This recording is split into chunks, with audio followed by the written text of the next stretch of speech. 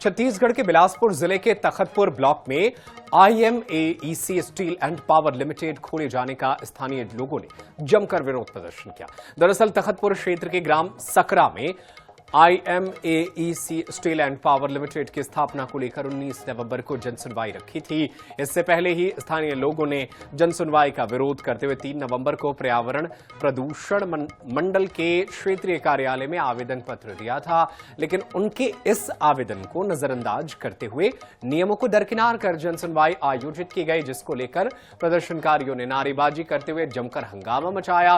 Police ने जनसुनवाई में बाधा डालने वाले आंदोलनकारियों को पकड़ लिया। वहीं पर्यावरण विभाग ने विरोध और हंगामे के बाद भी जनसुनवाई की औपचारिकता पूरी कर ली।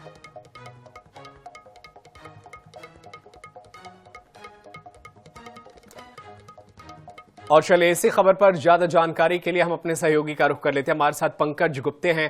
पंकज, कोई भी कंपनी बनती है, वहां स्थापना होता है तो आसपास के लोगों का विकास होता है, लेकिन यहां के लोग क्यों विरोध कर रहे हैं, इसके पीछे की वजह क्या है? और जब लोग विरोध कर रहे हैं तो कैसे पर्यावरण विभाग जो है वो मीटिंग कर लेता है, बैठक करके खाना पूर्ति करता है?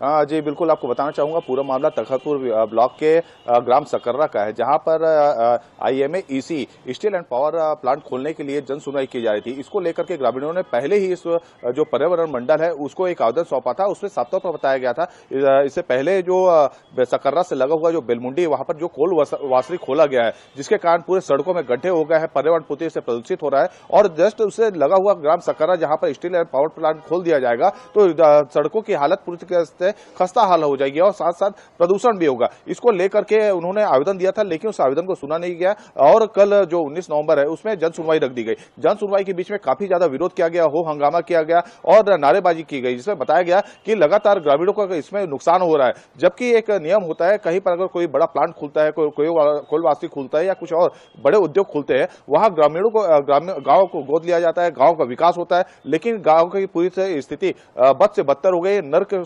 समान हो गई है। इसको लेकर के काफी जगह हंगामा।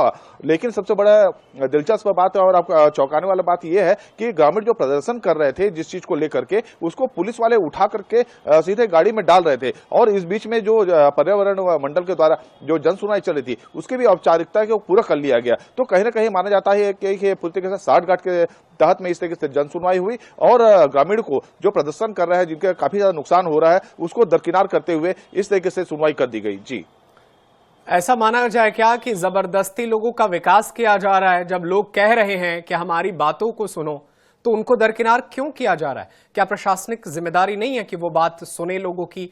प्रशासनिक टीम से क्या कुछ बातचीत हुई? उनका क्या कहना है इस पे?